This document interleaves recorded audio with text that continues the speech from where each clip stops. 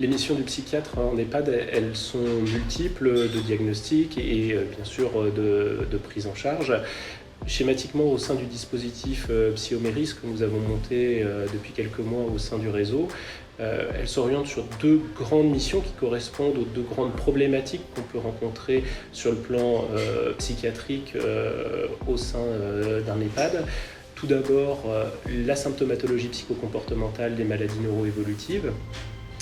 tous les symptômes psychiques et comportementaux qui vont émailler malheureusement le cours évolutif d'une maladie d'Alzheimer, d'une maladie de Parkinson, d'une démence à corps de Lewy.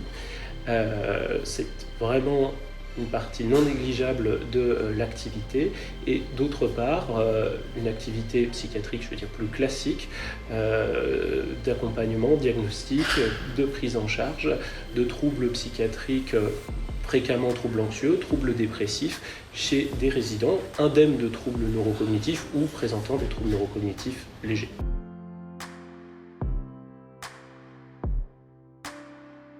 Alors, dans le dispositif que nous proposons au sein du réseau Méris, la première ligne de réponse, pour qu'elle soit réactive, rapide, elle est de télémédecine, de télépsychiatrie en fait bien sûr, à deux niveaux, soit de téléexpertise, là ça concerne plutôt des patients, des situations de symptomatologie psychocomportementale des maladies neuroévolutives, pour lesquels les équipes d'EHPAD, les médecins traitants ont besoin de conseils, notamment médicamenteux. Et pour l'autre volet de la psychiatrie en EHPAD, je dirais des problématiques psychiatriques plus classiques, notamment dépressives ou anxieuses. Là, on est plutôt sur l'utilisation d'un dispositif maintenant classique depuis la crise du Covid, de téléconsultation, et évidemment, bien sûr, pour des résidents qui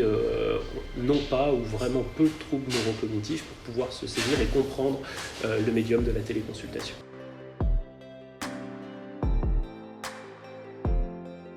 Alors, ils sont multiples, je pense. Alors, tout d'abord, forcément d'un meilleur repérage, d'un meilleur diagnostic, que ce soit de symptomatologie psychocomportementale ou de maladies, de troubles mentaux psychiatriques, et puis aussi, et c'est consécutif je pense d'un meilleur repérage, d'une optimisation du traitement médicamenteux, avec la réduction des traitements inappropriés, l'optimisation des traitements de fond, qu'ils soient antidépresseurs ou antipsychotiques,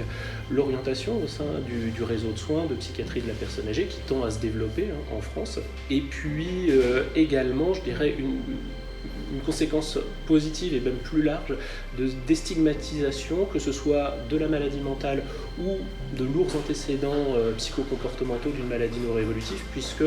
grâce à ce dispositif, on observe là depuis plusieurs mois que les établissements qui en bénéficient accueillent maintenant sans aucune réticence des patients avec ce type de profil, que ce soit donc lourds antécédents de troubles neurocognitifs avec troubles psychocomportementaux,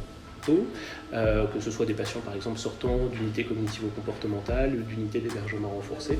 ou alors sur l'autre versant de l'activité, une déstigmatisation et de la maladie mentale avec un accueil facilité, moins stigmatisé de patients qui souffrent d'une pathologie mentale quelle qu'elle soit.